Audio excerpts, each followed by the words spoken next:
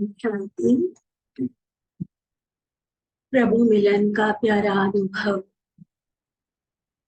हम सभी हर पल करते रहते हैं, और विशेष उसमें भी जब हम बाबा के सम्मुख होते हैं, बाबा के मधुर महावाक्य सुन रहे होते हैं, तो यह मिलन का आनंद कई गुना हो जाता है। आज भी बाबा की जो प्यारी सी मुरली हम सुनेंगे, इसमें बाबा ने इसी मिलन मेले का महत्व बताया है। जैसे खासकर इसके पहले जो हमने बाबा की दिवाली की मुरली सुनी थी, तो उसी को आगे बढ़ाते हुए बाबा ने कहा सिर्फ दिवाली का मेला नहीं, लेकिन यहाँ मिलना भी है, मनाना भी है, लेन देन भी होती है। तो इन तीनों बातों को बाबा ने बहुत स्पष्ट किया है, विस्तार से हमारे सामने रखा है। इन तीनों का भाव क्या है। दुनिया में तो स्थूल रीति से हम कुछ एक रस्में निभाते आए, लेकिन प्यारे बाबा ने हम सबको उन सभी रस्मों का, उन सभी त्योहारों का आध्यात्मिक रहस्य सामने रखा। तो आज भी बहुत ही प्यारे बाबा के महावाक्य हैं। ज्ञान को तो हमारे ये बढ़ाएंगे ही, लेकिन साथ साथ बहुत सुंदर अतीन्द्रिय सुख का अनुभव हम बाबा के महावाक्यों को सुनते हुए करते रहेंगे। तो चले हम सभी प्यारे बाबा के सम्मुख मधुबन में पहुंच जाए।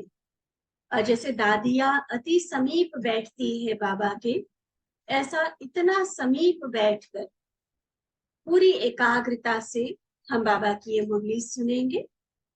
29 अक्टूबर 1981 की बाबा की ये मुरली, जिसका सार है बाप और बच्चों का रूहानी मिलन। बाप और बच्चों का रूहानी मिलन। तो अति मीठे मीठे अव्यक्त बाप दादा अपने अति मीठे मीठे बच्चों प्रति बोले कि रूहानी बाप रूहानी बच्चों से मिलन मना रहे हैं। यह रूहानी मेला सिर्फ आप बच्चे ही मना सकते हैं, है ना नशा। लोग प्रभु का इंतजार करते, आवाहन करते, उसके लिए भक्ति करते, कितने तप करते, लेकिन वो पुकारना है। मिलन का सुख, मिलन का भाग्य हम बच्चों को प्राप्त है।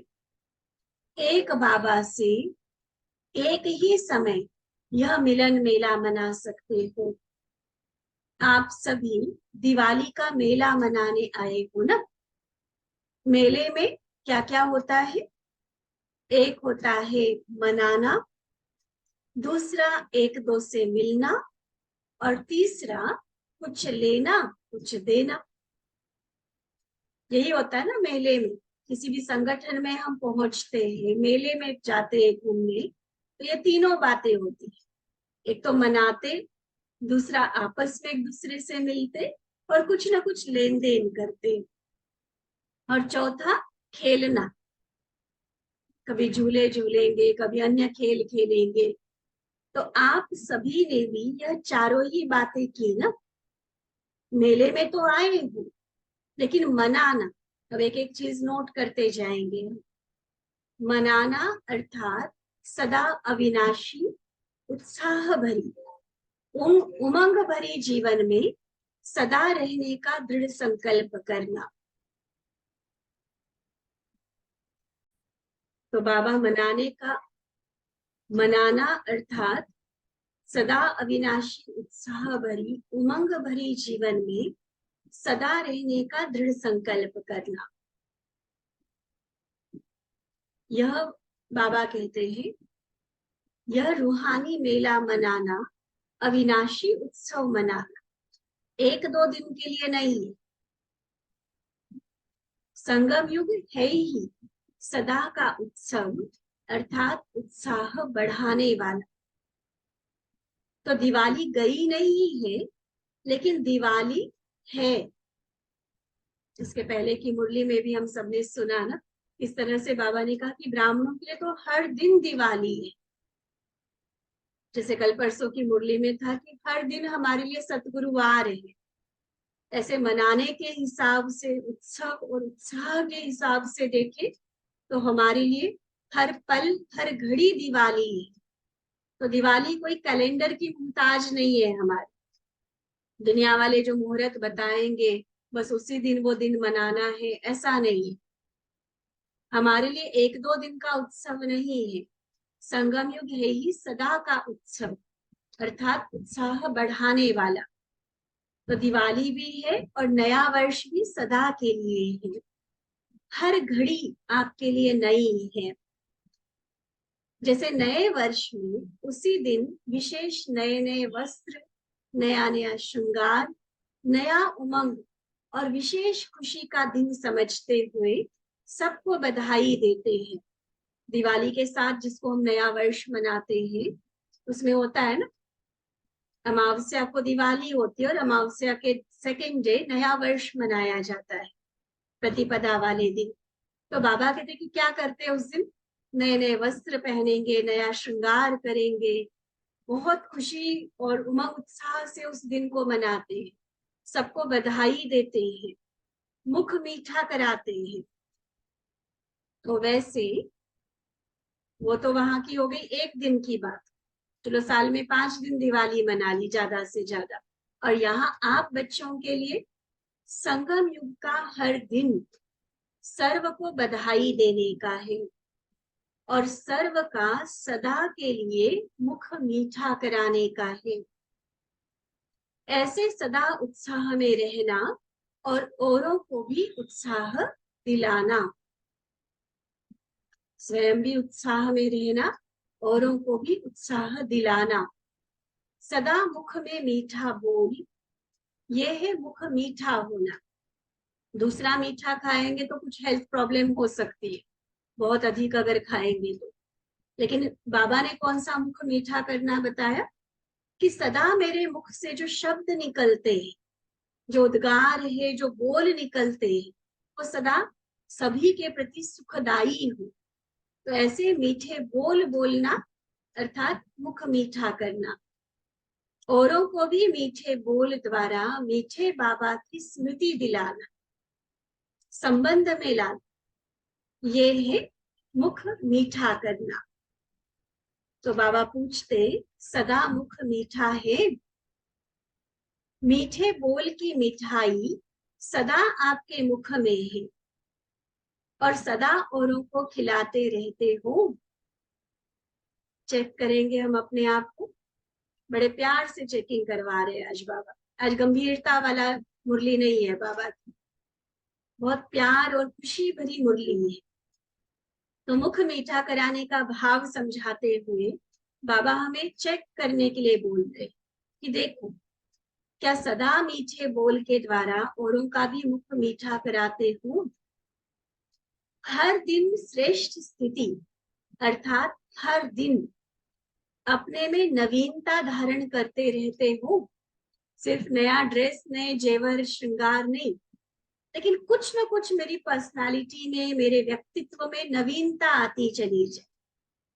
कोई ना कोई नई विधि हम पुरुषार्थ की अपनाए, जो कल था वो आज नहीं, आज और कुछ नया और बेहतर। सेकंड बीता और नई स्थिति, जो एक सेकंड पहले स्थिति थी वह दूसरे सेकंड और चढ़ती कला की अनुभूति के कारण श्रेष्ठ और नई स्थिति होगी।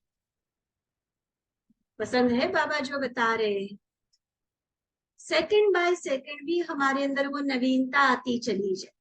जो पहले था वो अब नहीं, अब मैं और नई और नई और बेहतर और अच्छे और श्रेष्ठ हम बनते जाएंगे। तो स्थिति धारण करना अर्थात नए वस्त्र धारण करना। वो तो एक दिन के लिए नए कपड़े पहन लेंगे, फिर क्या, फिर वो कपड़े भी तो पहनते पहनते पुराने हो जाएं। लेकिन यहाँ बाबा कहते कि हर घड़ी हमारी नई हो, हर पल हमारी स्थिति नई श्रेष्ठ बनती जाए। सतयुग में तो स्थूल ड्रेस सदा नई पहनेंगे, विश्व महाराजन व राज्यवंशी पहनी हुई ड्रेस दोबारा नहीं पहनेंगे। देखो ये भी सतयुग के कुछ दिव्य राज बाबा ने समझाए। ये नहीं कि उतारा फिर उसको धुलाई किया फिर दोबारा प्रेस करके पहन रहे हैं, ये नहीं। एक बार पहनी हुई ड्रेस दोबारा नहीं पहनेंगे, हर बार नई ड्रेस। और दिन भर में 7-8 ड्रेस बदली होंगे तो बस 7-8 बार पहन के फिर आगे से आगे चाहे दास दासियों को जाएगी, लेकिन दोबारा वो नहीं पहनी। तो ये कहाँ से संस्कार गया? यह संस्कार यहाँ से राज्य अधिकारी आत्माओं के भरते हैं। स्कूल ड्रेस यहाँ चेंज करने नहीं लग जाना, यहाँ तो वही करेंगे, धुलाई सफाई यही करेंगे, वही वही पहनेंगे, 2 साल 4 साल ड्रेस चलाते हैं हम अपने। यहाँ स्कूल ड्रेस की बात बाबा नहीं कर रहे हैं। सतयुग में स्कूल ड्रेस बदली करेंगे, यहाँ बदली करनी है अपनी स्थिति। हर पल स्थिति मेरी नए से नई बेहतर से बेहतरीन होती जाए। तो हर समय की नई स्थिति ये हो गई हमारी ड्रेस। और हर समय बाप दादा द्वारा ज्ञान विज्ञान द्वारा नया श्रृंगार हो रहा है, नए गुण नई कलाएं नई शक्तियां जो हमारे अंदर बढ़ती जा रही है, ये है हमारा नया श्रृंगार। जैसे सबसे ज्यादा जो संपत्तिवान होते हैं वो सदा नया नया श्रृंगार करेंगे। जो गरीब होंगे मिडिल क्लास होंगे 1-2 सेट होंगे वही प्रोग्राम फंक्शन में पहनते रहेंगे ना, बाकी फिर लॉकर में रखे रहेंगे। और जो बहुत धनवान होते, देखो हर बार ड्रेस भी नहीं होगी पार्टीज में, तो हर बार नेकलेस और बाकी जो ज्वेलरी सेट है वो भी नया होगा। तो यहाँ भी बाबा कहते हैं आप भी तो रिचेस्ट इन दी वर्ल्ड हो। सर्वश्रेष्ठ संपन्न बाप आप श्रेष्ठ आत्माओं को रोज नया श्रृंगार करते हैं ना। तो रोज आपका नया वर्ष हो गया, तो दिवाली के एक दिन नया वर्ष मनाते हुए नए कपड़े नया श्रृंगार करेंगे। या रोज बाबा हमारा स्थिति में भी नवीनता ला रहे हैं तो श्रृंगार भी नए से नया कर रहे हैं। तो रोज नया वर्ष हो गया, नए वस्त्र नया श्रृंगार नया उत्सव, अर्थात उत्साह और सदा मुख मीठा। निरंतर ही मुख में मीठेपन की मिठाई। इसलिए बाबा भी रोज क्या बोलते हैं, क्या आता है, मुरली की शुरुआत ही किस शब्द से होती है? तो सदा उत्सव है ना हमारा, रोज मुख मीठा करते हैं हम। बाबा भी क्या बोलते हैं, मीठे मीठे बच्चे। ये तो पक्का याद है ना। तो बाबा भी मीठे मीठे बच्चे कहते, और बच्चे भी क्या कहते? रेस्पॉन्स में कई जगह पर मुरली में जैसे ही बाबा मीठे बच्चे कहते हैं ना, तो सारी क्लास कहती है जी मीठे बाबा। चलो उस टाइम भले हम ना कहे, लेकिन वैसे भी जब हम बाबा से रूनिहान करते हैं, चलते फिरते बाबा के साथ का अनुभव करते हैं, तो भी क्या कहते, मीठे बाबा प्यारे बाबा, यही कहकर याद करते हैं ना। तो बच्चे भी क्या कहते हैं, मीठे मीठे बाबा। तो मुख में क्या हो गया, रोज का नया वर्ष हो गया ना, रोज मिठाई खाते रहते। बाबा कहते नया वर्ष तो क्या, हर घड़ी नई हो गई। तो इसी प्रकार मनाया। 4 बातें बाबा ने कही थी ना, तो इसको मनाने की पहली बात को बाबा क्लियर कर रहे।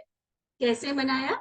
नई स्थिति की नई ड्रेस, बाबा ने दिए हुए नए नए श्रृंगार, रोज मुख मीठा कराना, रोज उमंग उत्साह में रहकर उत्सव मनाना। तो रोज का मनाना हो गया हमारा। या ये कहेंगे कि उत्सव गया तो उत्साह भी गया, ऐसे अल्पकाल का तो नहीं मनाते हो ना। यहाँ रूहानी मेला अर्थात अविनाशी मेला, 1-2 दिन का अल्पकाल का मेला नहीं, अविनाशी मेला है। ठीक है, तो मनाने की बात क्लियर हुई। अब बाबा कहते दूसरी बात, मनाने के साथ मिलना, आपस में एक दूसरे को मिलते हैं ना। तो रूहानी मिलना व मिलन करना अर्थात मिलना, अर्थात बाप समान बनना। ये सिर्फ कोई गले से लग के मिलन मनाने वाली बात नहीं है, लेकिन गुणों से मिलन, जैसे बाबा के गुण वैसे मेरे, संस्कारों से मिलन। तो मिलना अर्थात समान बनना। नोट करना, कितनी प्यारी पॉइंट बाबा ने बताया। मिलना अर्थात सिर्फ गले से मिलना नहीं, गुणों से मिलन, संस्कारों से मिलन। अर्थात फिर सार करते हुए बाबा ने कहा, मिलना अर्थात समान बनना। इसलिए ही सदा संग के रंग का गायन है। तो ऐसे रूहानी मिलन मनाया, बस सिर्फ एक दो के संस्कारों का मिलन, ये तो सदा काल का है ना। रोज मिलन मनाना है। तो चेक करो कि मेले में आए तो क्या ऐसा मिलन मनाया। ये हुई दूसरी बात, मिलना। तीसरी बात, लेना और देना। लौकिक रीति से भी किसी मेले में जाएंगे, सबको अनुभव है ना, कई मेलों में गए होंगे। तो लौकिक रीति से भी जब किसी मेले में जाएंगे तो पैसा देंगे और कोई ना कोई चीज खरीद कर ले आएंगे, माना लेंगे, कुछ ना कुछ लेते जरूर है। अपने अपनी जीवन काल को याद करो, जितने भी मेलों में हम गए होंगे, गए और खाली के खाली वापस आए, ये कभी नहीं हुआ होगा। कुछ ना कुछ जरूर लाए होंगे, चाहे वो बाद में यूजफुल भी नहीं होगी, लेकिन उस टाइम लेने का अट्रैक्शन ही ऐसा होता है जो हम ले आते हैं चीजें, होता है ना ऐसे। तो कुछ ना कुछ लेते जरूर है, और लेने से पहले फिर पैसा भी देना होता है। तो सदा लेते हैं, एक दो में भी सदा हर एक की विशेषता।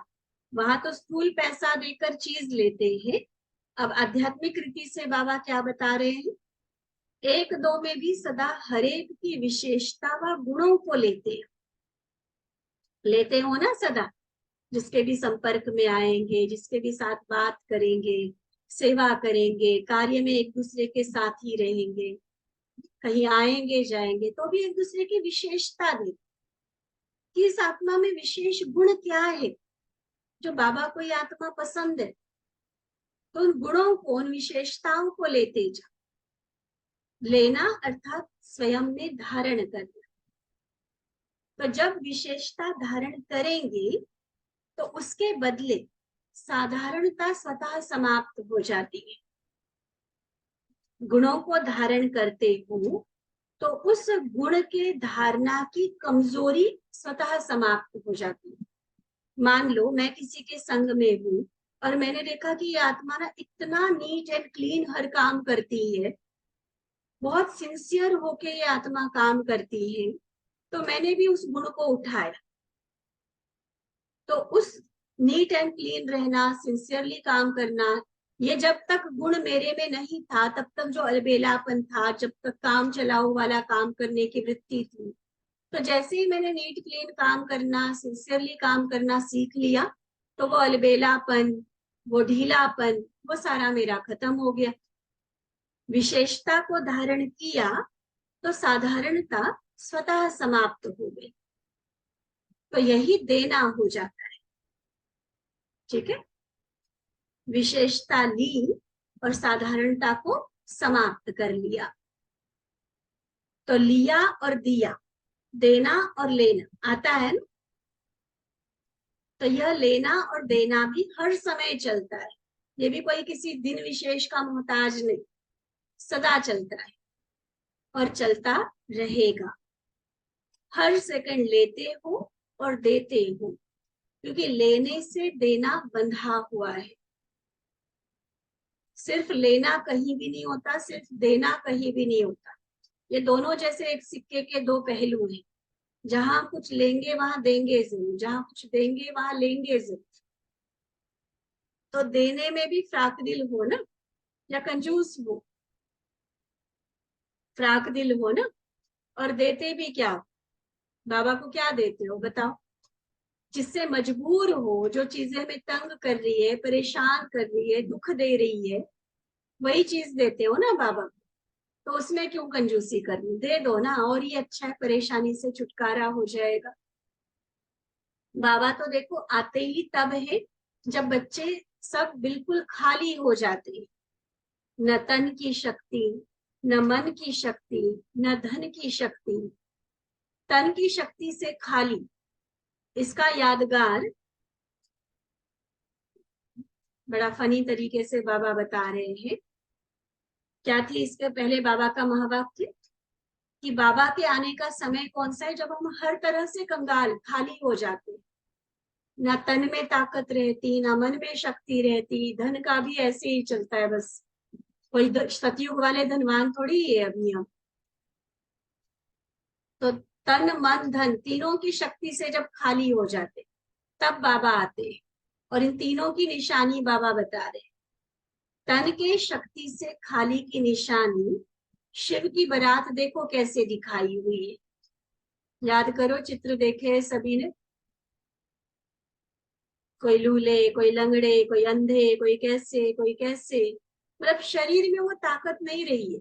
कहा सतयुग में कंचन काया वाले परफेक्ट शरीर, सुंदर गोरे, इतने प्यारे शरीर, ना कोई बहुत मोटा, ना कोई बहुत पतला, ना कोई बहुत लंबा, ना कोई को बौना, एकदम परफेक्ट जो एक मानव शरीर की होनी चाहिए मेजरमेंट्स। और लंबी आयु वाली, इतने सुंदर शरीर, वो थी तन की शक्ति। और अब देखो ये जो शिव की बारात दिखाई, हालत तो ऐसी है हमारी। चाहे चश्मे लगे हुए, चाहे दांतों की ट्रीटमेंट चल रही है, चाहे किसी के घुटने चेंज हो रहे हैं, कोई दवाइयों से चल रहे हैं। कोई इक्का दुक्का मिलेगा 1000 2000 में जो कहे कि मुझे किसी तरह की कोई दवाई की जरूरत नहीं। कोई कोई मिलेगा, वो भी कोई गारंटी नहीं है कि हमेशा ही वो वैसा रहेगा। तो ये तन की शक्ति जो शिव की बारात बाबा ने गई, ये हालत हुई है हमारी। फिर मन के शक्ति की समाप्ति की निशानी, सदा की पुकार। पुकारते रहते ना कि हमको मन की शक्ति देना, तो इसका मतलब खाली हुए हो, तो ये यादगार है, रोज पुकारते हो। और फिर धन से खाली की निशानी, अभी देखो जो थोड़ा बहुत भी सोना रहा है, उसके ऊपर भी सदा गवर्नमेंट की आंख है, डर डर के पहनते हैं। अगर धन है भी तो नाम क्या है, काला धन। मतलब गवर्नमेंट को दिखाओ तो टैक्स भरो, ना दिखाओ तो काला धन कहलाएगा। जितना बड़ा धनवान नाम का, उतना 90% ब्लैक मनी होगी।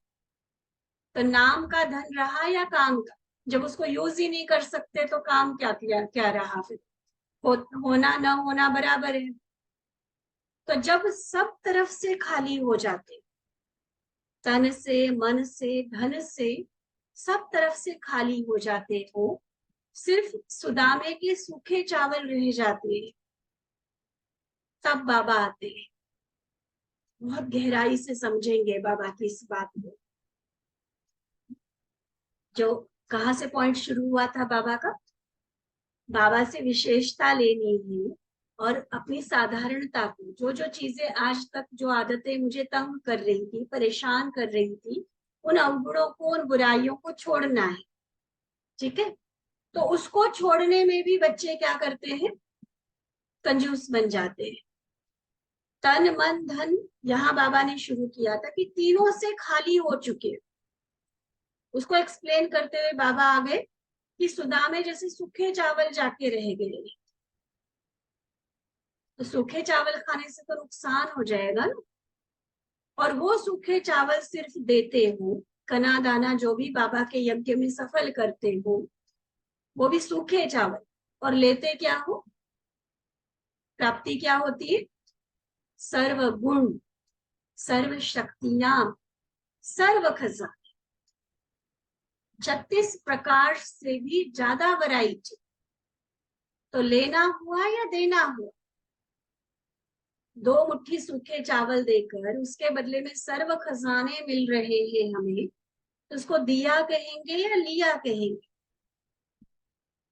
सूखे चावल भी मिट्टी वाले लाते हैं, वो भी कोई साफ सुथरे बहुत हाई क्लास बासमती लेकर आए, ये वाली बात नहीं। वो भी मिट्टी वाले। मतलब तन मन धन अगर लगा भी रहे आज बाबा के घर में, तो भी क्या गारंटी है उस, तन वैसे रोगी बीमार, मन वैसे अशांत चंचल, धन का तो वैसे ही बाबा ने बता दिया कोई भरोसा ही नहीं है। मिट्टी की स्मृति रहती है ना। अब तो बदल गए, लेकिन जब बाबा के पास आए तब तो मिट्टी वाले ही थे ना। मिट्टी को देखते, मिट्टी से खेलते और क्या करते थे। और अब तो देखो रत्नों से खेलते हो। तो लेना और देना ये भी सदा चलता रहेगा। देने में भी है मिट्टी के सूखे चावल। देखो, किसी को भले अभिमान आ जाता है, मैं इतनी सेवा करता हूँ, मैं इतनी सेवा करती हूँ। आज बाबा ने उस सारी जो भी हम दे रहे हैं ना यज्ञ में, उसको कहा मिट्टी के भरे हुए सूखे चावल। और वो भी देने में कई बच्चे नाज नखरे बहुत करते हैं। ये वो एक्सप्लेनेशन हमारे सामने आ रहा है जो कुछ दिन पहले वरदान आया है, सूखे चावल देने वाले। और कुछ रहा नहीं है खास, कोई खजाने नहीं है हमारे पास। वो सूखे चावल मिट्टी वाले देने हैं, लेकिन वो देने में भी आनाकानी, वो देने में भी कंजूसी, नाज नखरी। आज कहेंगे दे दिया, लेकिन सुदामा के मिसल वो भी कच्छ में छिपा कर रखते हैं। बाप ले सकते हैं, ध्यान से सुनना, बहुत गुह्य कर्म गति बाबा बता रहे। बाप चाहे तो खींच कर ले सकते हैं, लेकिन देने वाले का फिर क्या कुछ पुण्य बनेगा? स्वेच्छा से जो दान होता है उसका पुण्य बनता है। अगर बाबा खींच कर ले लेगा तो आपका क्या पुण्य बनेगा? अगर खींच कर ले भी लेंगे तो दे करके लेना उसमें कमी पड़ जाएगी। एक देना और पदम पाना, ये तब है जब हम खुशी से स्वेच्छा से देंगे, पूरी ज्ञान युक्त समझ के साथ देंगे, तब पदम गुना प्राप्ति रिटर्न में मिलेगी। तो स्व इच्छा अर्थात दृढ़ संकल्प से एक देना, पदम पाना। याद आया वरदान बाबा का? अभी कुछ, मैं समझती 15-20 दिन पहले ही ये वरदान था जो हम डेली की साकार मुरली सुनते हैं। उस स्व इच्छा और दृढ़ संकल्प से दान तो एक का पदम गुना मिले। बाबा सर्वशक्तिमान है, जो चाहे सो कर सकता है, लेने को खींच कर भी ले सकता है, लेकिन उसमें हमारा भाग्य नहीं बनेगी। भाग्य बनाना है तो दो बातें, स्व इच्छा और दृढ़ संकल्प। इसलिए देना तो आपको ही पड़ेगा, देने में ही कल्याण है। तो समझा लेना देना क्या है?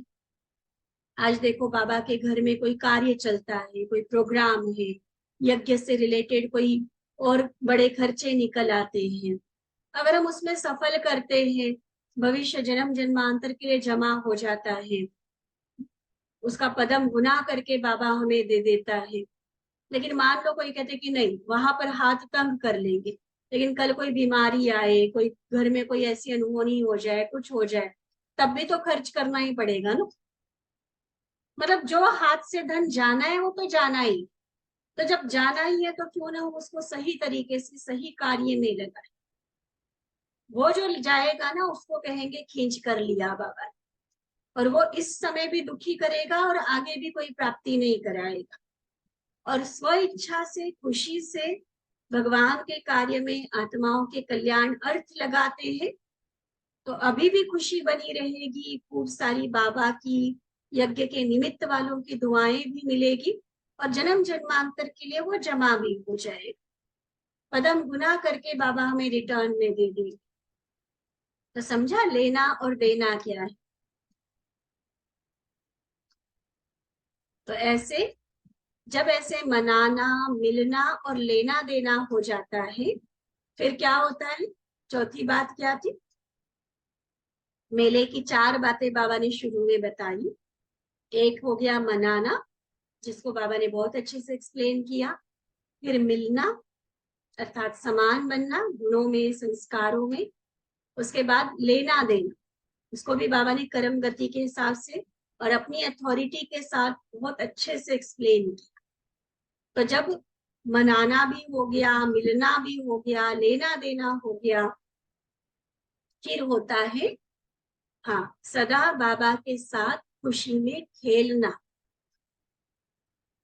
सदा अतीन्द्रिय सुख के झूले में झूलना। तो बाबा पूछते, ऐसा मेला मनाया, यही रूहानी मेला सदा मनाते रहो। और हर रोज मेला है, एक दो दिन की बात नहीं है। संगम युग में टेम्पररी तो कुछ भी नहीं है।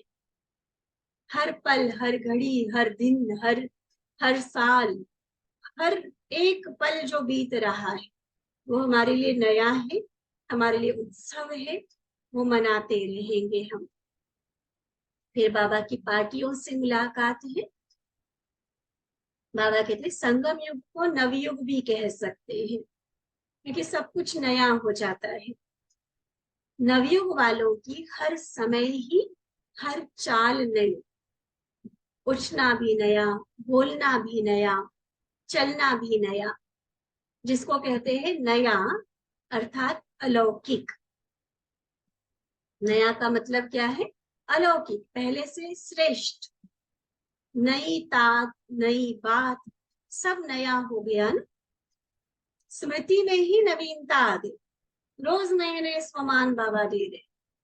तो जैसी स्मृति वैसी स्थिति हो गई।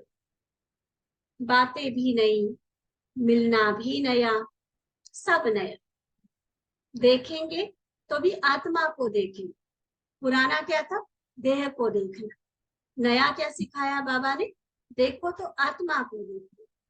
पहले शरीरधारी शरीर को देखते थे, अब आत्मा को देखते हैं। पहले संपर्क में आते थे तो कई तरह की विकारी भावना रहती थी। किसी के लिए वैसे कुदृष्टि जाएगी, किसी के लिए लोभ जागेगा, किसी के लिए मोह होगा, किसी से लगाव होगा, तो किसी से नफरत ईर्ष्या होगी। ये सारी विकारी भावनाएं रहती थी संबंध संपर्क में।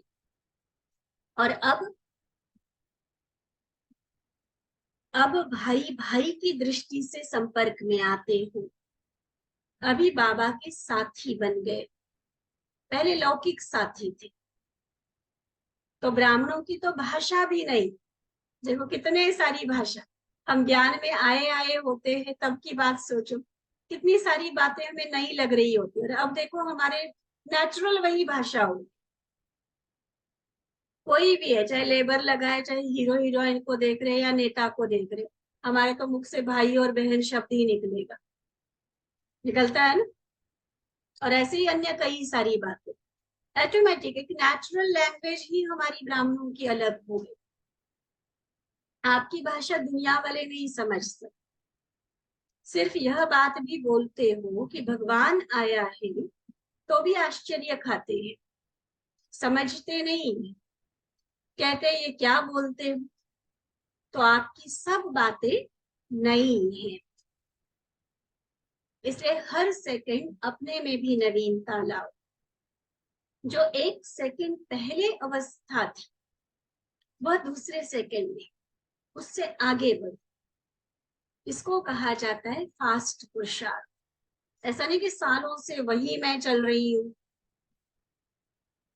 एक बार बाबा का बनने के बाद खान पान शुद्ध कर लिया था, पवित्रता को अपना लिया था, बस वहीं पर गाड़ी अटकी हुई है।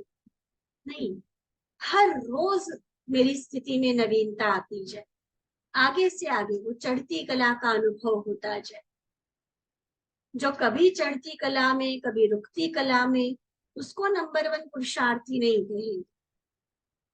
नंबर वन पुरुषार्थी की निशानी हर सेकंड, हर संकल्प चढ़ती कला।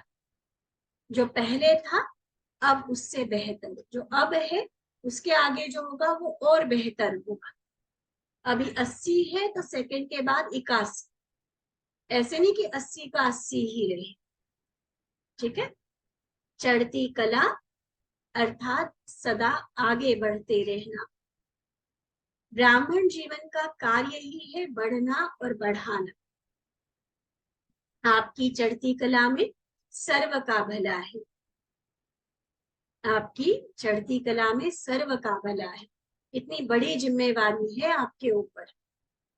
देखो बाबा उमंग उत्साह भी दिलाते, खूब फोर्स भी भरते, और फिर हमें अपनी जिम्मेवारी का एहसास भी दिलाते। और जहाँ जिम्मेवारी समझ में आती है ना, वहां हम फिर कभी अलबेले नहीं बन सकते कि मुझे अपने आप को तो संभालना ही है, अपनी उन्नति तो करनी है, लेकिन मुझे देखकर फॉलो करने वाले और बहुत सारे, उन सबकी जिम्मेवारी भी मेरे ऊपर है। तो और सावधान और खबरदार, अलर्ट, होशियार होकर हम अपने आप को चला सकते हैं। फिर अलबेले होकर चलना या जहां के वहीं है रुके रहना, ये नहीं होगा। ठीक है।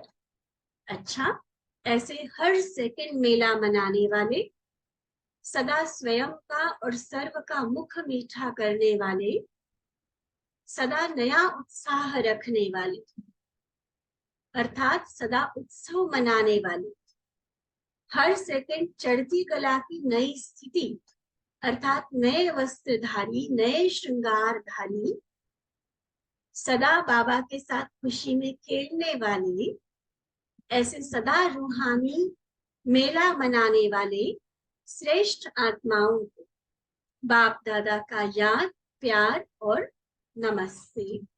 हम रूहानी बच्चों की रूहानी बाप दादा को दिल व जान, सिक व प्रेम से नमस्ते, नमस्ते, नमस्ते जी। अच्छा, ओम शांति।